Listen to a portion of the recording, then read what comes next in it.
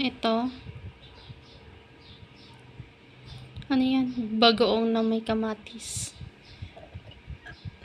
Ang ginawa ko, ininit ko yung kalan paglulutuan. Lagay ng mantika, pinainitan. Prinito ko ang bawang. Pagluto na, sunod kamatis. Nakatas-katas na siya. Tapos lagyan mo ng bagoong. Tapos haluin mo siya.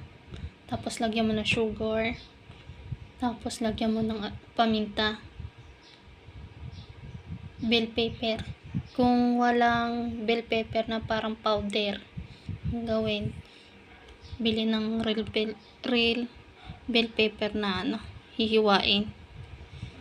Kung gusto nyo maangang, huwag nyo tanggalin yung sili. Kung ayaw nyo namang tanggalin yung sili, ang gagawin nyo, ipiprito nyo siya sabay sa bawang. Ayan. Sarap to.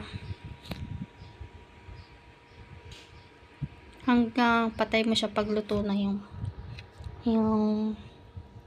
kamatis. Kasi yung bagong luto na yan eh. Saktong sugar lang ha, yung kaya nyo. Ayan, ko. Kanina may bagong.